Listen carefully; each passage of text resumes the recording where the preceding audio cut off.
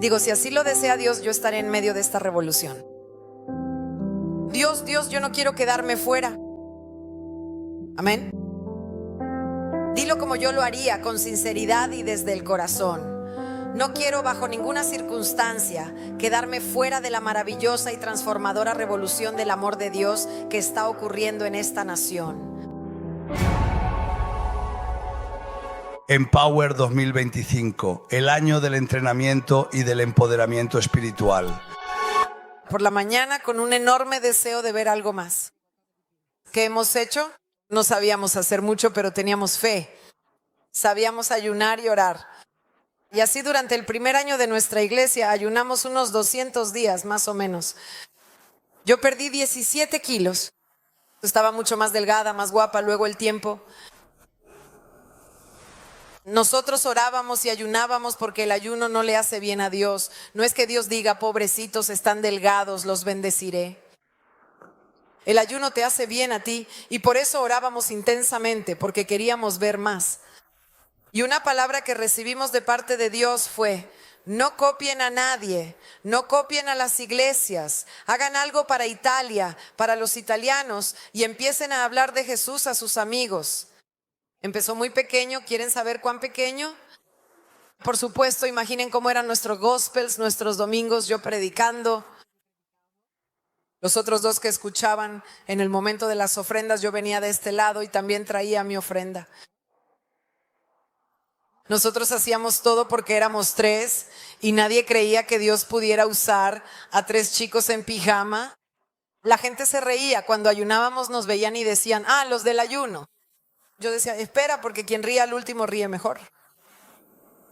Se burlaban de nosotros diciendo, ¿qué quieren? ¿A dónde quieren ir? Luego imaginen, yo soy la primera mujer pastora principal en toda la nación a los 25 años. Todavía recuerdo el primer retiro de pastores al que asistí, donde todos estaban con corbata y tenían al menos 60 años. Yo tenía 25, llevaba unas All Star naranjas, un overol y el cabello así. ¿Sabes cómo suelen hacer los chicos, no? Y dicen, los pastores queremos orar por ustedes. Yo llego con mis All Star naranjas y me miran y hacen así. No, no es un llamado para los jóvenes, estamos llamando a los pastores. Y yo me quedé porque dije, soy yo. Allí piensen que tengo un amigo que todavía es mi amigo, que en esa época ni siquiera era pastor, un empresario famosísimo, ha estado aquí, es el mayor productor de granos de Sudamérica, soja, frijoles, etcétera. Y él me mira y me dice, porque nos hicimos amigos, quería también tomarme una foto, pero ¿puedes venir vestida como una persona normal mañana? Si no, mi esposa dirá, ¿qué haces por ahí con las jovencitas? Y yo, está bien. Y piensen que nosotros estábamos allí solo creyendo. Así que nadie creía que Dios podría tomar personas normales sin corbata para hacer algo. Pero el poder de la fe cambia cualquier cosa. Amén. Y quien conoce mi historia sabe que yo vengo del mundo católico. He vivido en convento. He sido líder de conventos aquí en Italia. Y tengo una experiencia con Dios en un cierto momento. Porque yo conozco a Jesús a los 13 años con una experiencia muy fuerte, profunda con Dios, física, porque toma mi mano, me habla, sigo sirviendo a Dios desde Brasil y vengo a Italia, un sacerdote me invita a ser líder de los conventos franciscanos. Gracias que estaban allí, así que yo hago toda esta vida conventual hasta que leo la Biblia. Digan conmigo, no lean la Biblia. Porque cuando lees la Biblia todo puede cambiar. La Biblia es un libro peligroso. Si no quieres cambiar, quieres seguir siendo un traidor, un malhechor, un ladrón, no la leas. Porque si la lees, es el último día que harás cosas que antes te parecían buenas. Empieza a leer la Biblia. Antes robar para ti no era un problema. Luego empiezas a decir, Dios mío, soy un ladrón. La Biblia te deja al descubierto. La Biblia te desnuda y tú empiezas a leer y dices, entonces yo hice esto, no me lo habían dicho. Empecé a leer la Biblia, empecé a hacer comparaciones entre lo que decía Jesús y lo que yo vivía, porque no es que yo viviera en la iglesia, sino más. Yo rezaba 3 rosarios al día, iba a confesarme todos los días, vivía dentro de un convento, así que yo hacía una comparación, leía los Hechos de los Apóstoles y decía, pero yo quiero vivir este evangelio. En ese evangelio Jesús sanaba. En ese evangelio era divertido ser cristiano. En cambio, mi cristianismo era un aburrimiento. ¿Quién ha vivido alguna vez un aburrimiento así? ¿Quién ha estado alguna vez en la iglesia y su única oración era, ojalá que termine pronto? Vamos, hagamos una confesión matutina. ¿Cuántas veces, aun viviendo allí dentro, delante del sermón del sacerdote, yo estaba ahí diciendo, Señor, haz que termine pronto, haz que termine pronto, haz que termine pronto? Y cuando era pequeña también iba con los testigos de Jehová, llevaba caramelos y solo me acuerdo de un reloj en el que decía, ojalá que termine pronto, ojalá que termine pronto. Así que haces oraciones al revés.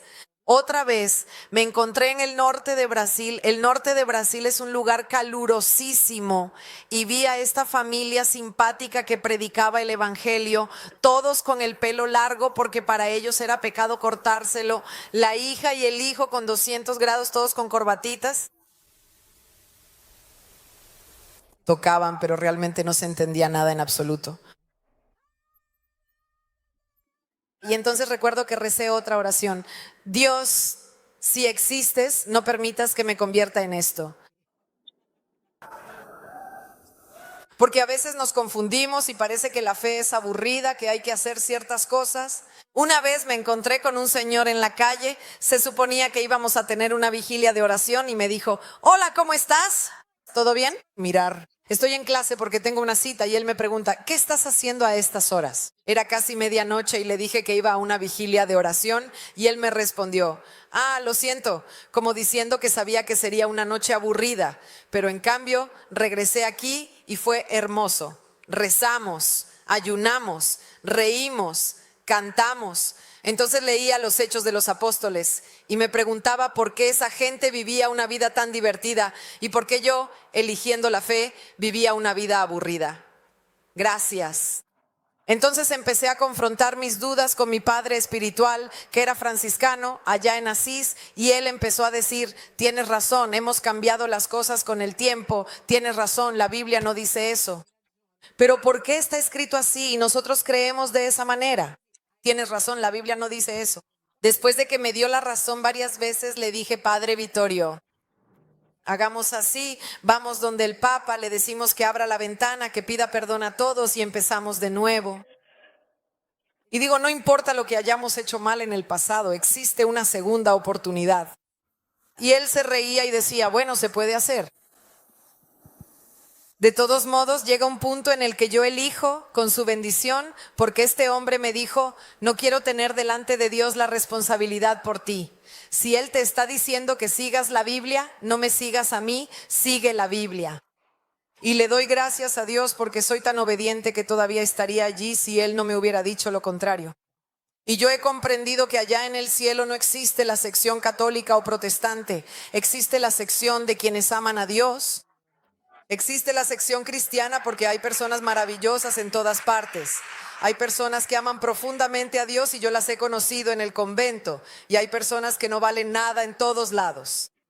Pero dije que quiero vivir el evangelio tal como lo leo aquí, quizás en esta época. Porque en aquel entonces, por ejemplo, no sé, las mujeres eran como las mujeres musulmanas, no se cubrían el cabello, había un tipo de cultura diferente. La cultura cambia, pero los principios de Dios no cambian. Nunca, ¿verdad? Honra a tu padre y a tu madre. La cultura puede cambiar, pero esto nunca cambiará. Es un principio en la palabra de Dios. Quizás antes los honrabas trabajando con tu padre. Quizás antes los honrabas guardando silencio y sin poder hablar. Hoy los honras de otra manera, pero honrar siempre es honrar, porque los principios nunca cambian, ¿verdad? Y yo después entro en este asunto y digo, bien, entonces, ¿qué hago ahora? Salgo de aquí y ¿a dónde voy? Y vine a Milán, vivía en Asís. Y tuve una experiencia sobrenatural, es decir, caminaba por una calle que se llama Corso San Gotardo. ¿Quién la conoce? Aquí está la Puerta de los Chinos. Caminaba tranquilamente, es una calle muy ruidosa, ya saben que es muy ruidosa, pasa el tranvía, un caos. Mientras caminaba me preguntaba, ¿qué hago con mi vida?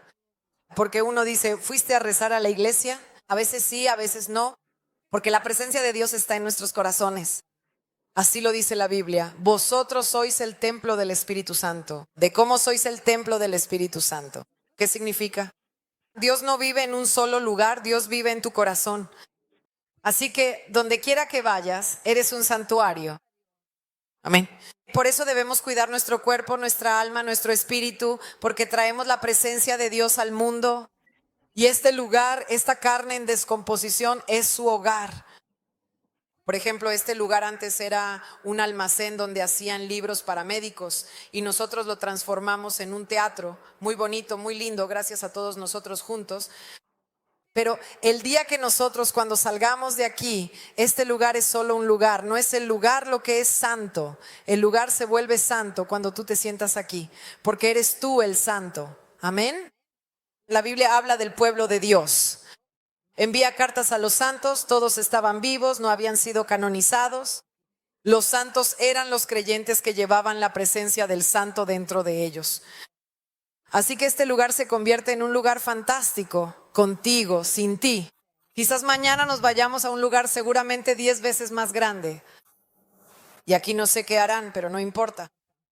Y no es algo que hayamos inventado nosotros, porque cuando empiezo a leer las primeras reuniones de la Biblia que se hacían en las casas, ¿no saben? No, todavía no existían las iglesias. Pablo saludaba a la gente así: salúdame a la iglesia que está en la casa de Aquila y Priscila. Así que era la iglesia la que iba a un lugar, no era el lugar el que era la iglesia, porque el concepto bíblico es que la iglesia soy yo, la iglesia eres tú. Nosotros somos, dice Pedro, piedras vivas del edificio de Dios. Lo dice ahí en su primera carta. Nosotros juntos somos piedras vivas. Digan conmigo, yo soy una piedra viva. Esto significa que la iglesia existe cuando existen personas de fe que se reúnen juntas. Cuando 2 o más de ustedes estén reunidos, yo estaré allí. Amén. Y con este concepto, entonces, sin saber qué hacer, tengo esta experiencia sobrenatural con Dios. ¿Qué sucedió? Mis pies estaban en Corso San Gotardo, pero durante 3 horas Dios me capturó. Es decir, mi cuerpo estaba allí y Él comenzó a hablarme. Durante 3 horas yo caminaba, ni siquiera me daba cuenta de lo que hacía. Caminaba allí y Él me habló diciendo: habrá un gran avivamiento en Italia. Será el último avivamiento que habrá en Europa y abarcará Europa y todo el mundo, y tú serás una de las protagonistas. Yo quería regresar a mi país. Y me dijo: tú te quedarás aquí, harás de este lugar tu casa y comenzará un gran avivamiento que crecerá cada vez más hasta el regreso de Jesús. Y entonces nosotros no sabemos si Jesús volverá mañana, pasado mañana, dentro de 20 años. Pero sí sabemos una cosa: ese año, en el 94, comenzó algo sobrenatural para devolverle la fe a Italia. Sé que estamos en un país donde ya todos somos cristianos, ¿no? Tú conoces realmente a gente que dice, sí, conocemos a personas que dicen que son cristianas, que van con el rosario en la mano, pero de verdad, ¿de verdad? Esos mismos tienen 20 esposas, 300 infidelidades. El cristianismo no es un estándar ni una etiqueta, es un estilo de vida. Cristiano significa seguidor de Cristo. ¿Cuál fue la primera vez que llamaron cristianos a los cristianos? ¿Quién lo sabe? En Antioquía. En el capítulo 11 de los Hechos de los Apóstoles, saben que no fue que dijeron: qué bonitos, son cristianos. Era una forma despectiva. Los cristianos de allí. ¿Era así? Era una forma de decir: mira a los seguidores de Cristo. Entonces, ser seguidor de alguien significa que escuchas lo que esa persona dice, que la sigues. Y si Jesús hizo ciertas cosas, si yo soy un seguidor de Jesús, hago lo que hizo Jesús. Debo caminar como Él caminaba, hablar como Él hablaba. ¿Y qué hizo Jesús? Vino a la tierra, dejó su divinidad, se hizo hombre, fue a la cruz. Así que yo debo morir a mí mismo, aunque no me guste. ¿Qué significa morir a uno mismo? Que quiero ir por aquí, pero si Dios me dice que vaya por allá, yo digo, ¿estás seguro? Y voy donde Dios me dice. Tal vez quiero, no sé, robar un banco porque me falta dinero, pero Dios dice que eso no se puede hacer. y no lo haces. Amén. Y la Biblia dirá, ama al Señor tu Dios con todo tu corazón, con toda tu alma y con todo tu ser. Significa que no existe tal cosa como más o menos amor, no existe el amor a medias. Cuando perteneces a Dios, perteneces completamente a Dios. Eres de Dios en el trabajo, en la escuela, cuando haces negocios, cuando eres médico, cuando eres abogado, cuando eres ingeniero, cuando no eres nada, cuando no haces nada, sea como sea. Tú eres de Dios y Jesús es el centro de tu vida. ¿Ya han visto alguna historia de cristianos? ¿Qué hacían? Ellos vivían, digo plenamente para Dios, ¿dicen cómo? Plenamente, totalmente, porque si vives a medias no disfrutarás de la belleza del cristianismo, porque es una vida plena con Dios, con Él a tu lado, que te aconseja en todo, te aconseja sobre la familia, los negocios, te da ideas, te corrige, se convierte en tu mejor amigo y mucho más. Ese vacío que hay dentro de ti se va y entonces Dios me dice algunas cosas. Me dice que hablaría con políticos, que Él nos enviaría gente del mundo del espectáculo. De hecho, tenemos un montón de artistas en la iglesia, como saben. Dios nos dice y me dice que hará muchas cosas para que ocurra este avivamiento que nos abriría puertas. En ese momento yo estaba sola y lo creí diciendo, cuando tenga 50 años, tenía 25, 90.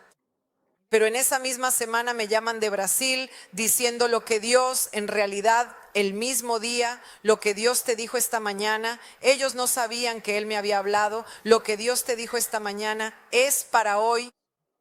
Y ahí empiezo a preguntarme cómo se hace y digo, lo haré con lo que tengo. Así que no tienes que esperar a ser un superhéroe para servir a Dios, puedes empezar con lo que tienes. ¿Qué sabía hacer?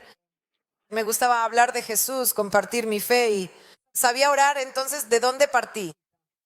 Exactamente de lo que sabía hacer. ¿Quién se acuerda de la multiplicación de los panes y los peces? Jesús miró y dijo, ¿hay alguien que tenga algo aquí? Según ustedes eso era un desierto. La gente caminaba durante horas, ¿verdad? Había madres, había niños. ¿Ustedes piensan que caminaron durante horas y que nadie tenía panes y peces o algún dátil escondido? ¿Solo un niño tenía panes y peces en medio de una multitud? ¿Quién es mamá aquí? Cuando sales de casa o cuando salías cuando tu hijo era pequeño, ¿qué llevabas contigo? Si hoy tomo a las mamás y les digo, muéstrenme el bolso, es seguro que llevaban cosas, ¿sí o no? Por supuesto, porque piensas, luego el niño tendrá hambre, ¿qué hago? Allí además es el desierto. Pero la pregunta es que cuando Jesús dijo, ¿alguien tiene algo? Yo me imagino a alguien diciendo, sí, yo tengo 2 peces, pero me los guardo para mí porque dentro de poco tendré hambre. Yo tengo un higo seco, pero un higo seco no le doy a nadie, no les doy ni siquiera un higo seco. Así que me imagino al niño en cambio diciendo, ya tengo algo de comida que mi mamá y mi papá me prepararon para el almuerzo. Y él dio lo que tenía y Jesús a partir de ese poco que tenía dio de comer a 5,000 personas.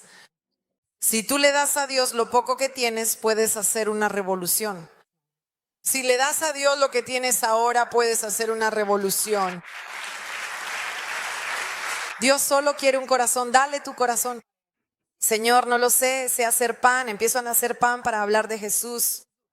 Dale a Dios cualquier cosa que tengas. Incluso si hoy dices, mira, ya estar aquí es todo lo que tengo. Entrégale a Dios tu estar aquí, porque Él podrá multiplicarlo.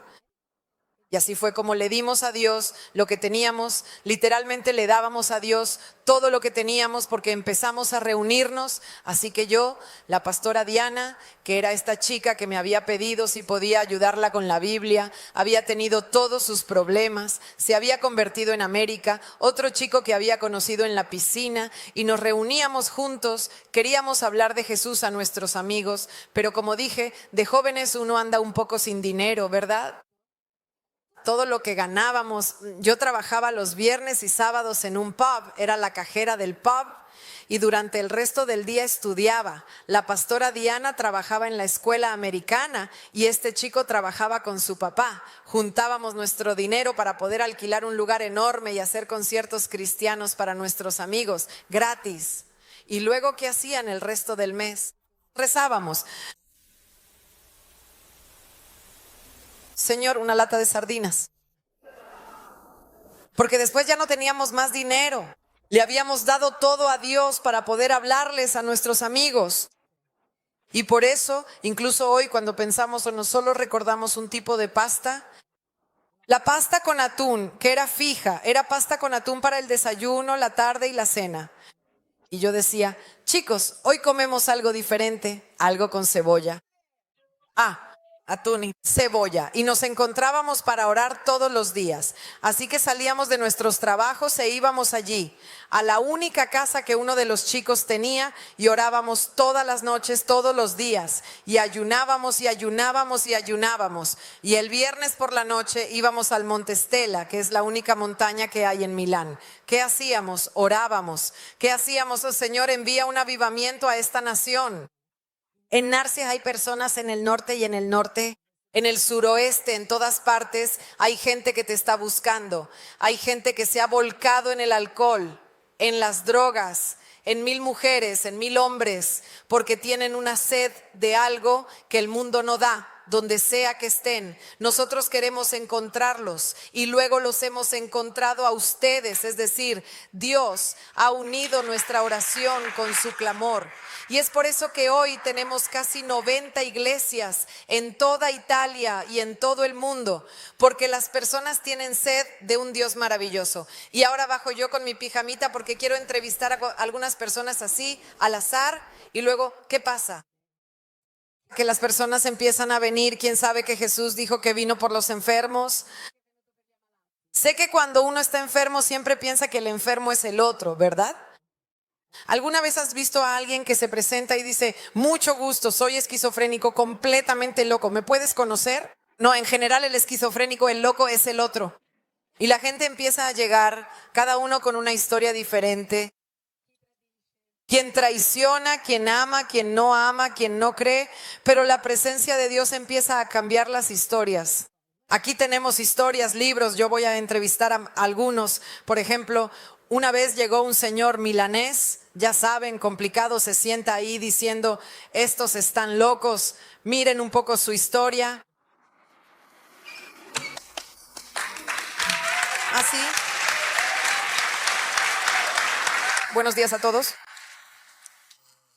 Yo llegué a esta iglesia precisamente porque había llegado a un punto realmente difícil de mi vida en la relación con ella, que ahora es mi esposa. Pero en ese entonces convivíamos y un día ella me dijo, Giorgio, yo me voy a la iglesia y cuando regrese probablemente nos dejaremos. Y yo que la amaba a pesar de todo lo que había hecho, porque lamentablemente tenía una debilidad por las mujeres, por un problema, y ese domingo decidí también ir a ese lugar. Entro. Es algo bastante común. Entro en ese teatro y habría unas 300 personas, 250 personas, y yo estaba apoyado en una columna y miraba a todas esas personas que se divertían, cantaban, escuchaban a una mujer que hablaba en el escenario, que era la pastora, y asistía a ese gospel. Al final, ¿qué pasó?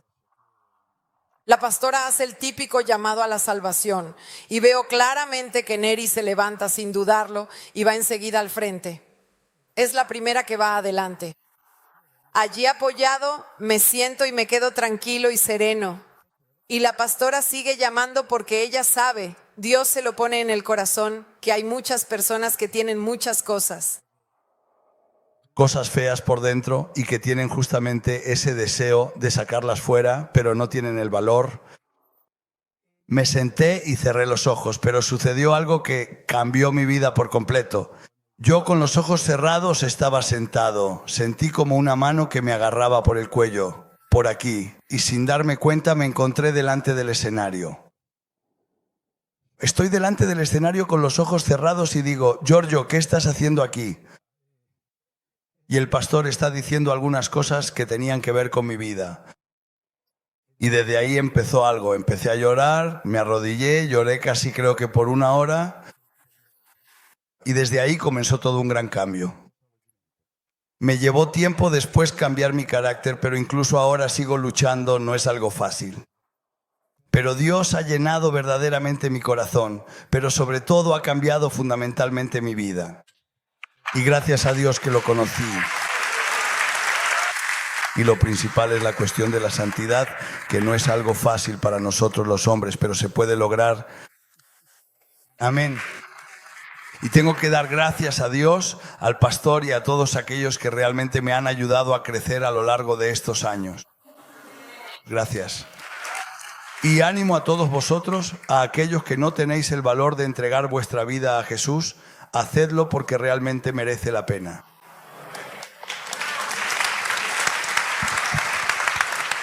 Amén. Entonces llegan básicamente, y tenemos un festival de música. Y Dios me lo dice, haz este festival, invita a algunos músicos estadounidenses conocidos que vendrán como artistas a la iglesia. Y colocamos un anuncio en la caseta de peaje. Y una persona, que era la pastora Lily, quien predicó la semana pasada, toma esta iniciativa. Ella ya se había convertido en Inglaterra y en su casa tenía un grupo New Age. Y voy a visitarla, y hay ángeles, velas, todo negro. Y yo digo, Dios, ¿dónde estamos?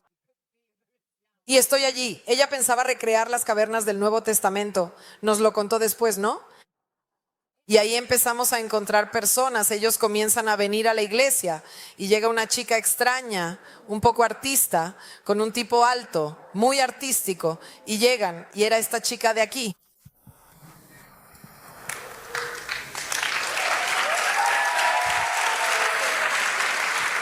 Bueno, sí, trataré de ser breve. Yo siempre desde niña he buscado a Dios intensamente, tanto que mi madre quería llevarme al psicólogo. Tenía 9 años porque yo le decía al cura, disculpe padre, yo no creo en esto. No conocía la palabra transustanciación, pero decía, no creo que esto sea el cuerpo de Jesús. Y entonces el cura se quedó en mi casa hasta la 1 de la mañana. Pero por coherencia dije, yo iré incluso con la rubéola. Así que hay fotos mías, toda llena de puntitos, y hasta le mordí el dedo al cura en esa ocasión por la emoción. Pero yo decía, padre, aquí veo más demonios que ángeles. Y él, te pongo agua de Lourdes debajo de la almohada. Sor Julia incluso me dio el ramito de olivo que tenía que hacer algo antes de dormir con la rama de olivo. Luego recita la verdadera reina, pero mire que yo veo aún más demonios si llamo a esta verdadera reina. Entonces sí que tienes problemas. Así que mi madre decía que tenía que ir al psicólogo porque era demasiado precoz. O sea, yo le decía, mamá, soy tu hija, pero pertenezco a alguien más. Esta no es la realidad que vemos. 6 años, yo ya lo había entendido. Todo de la vida, mamá, quizás debo morir. Mara, tienes 7 años. Mamá, la vida no tiene sentido. Es la única vez que estuve de acuerdo con Vasco Rossi. No tiene sentido. Ella, pero tienes 7 años. Los demás juegan con las Barbies. Mara, tienes que ser una niña. Yo no. Sí, rezando me dice, ve con los demonios, ve con el exorcista. A los 11 años dije, si Dios existe, marcará la diferencia. Así que voy donde el obispo, le digo, obispo, mire, le digo la verdad, para mí no hay coherencia. Entro detrás de las estatuas y veo demonios. Y él, es probable, pero es mejor que salgas de la iglesia católica. Así que me encuentro en el liceo clásico, donde estaba sola, ya no tenía un camino de fe. Leía estos libros y entendía que había principios éticos fuertes, pero tenía una sed de Dios.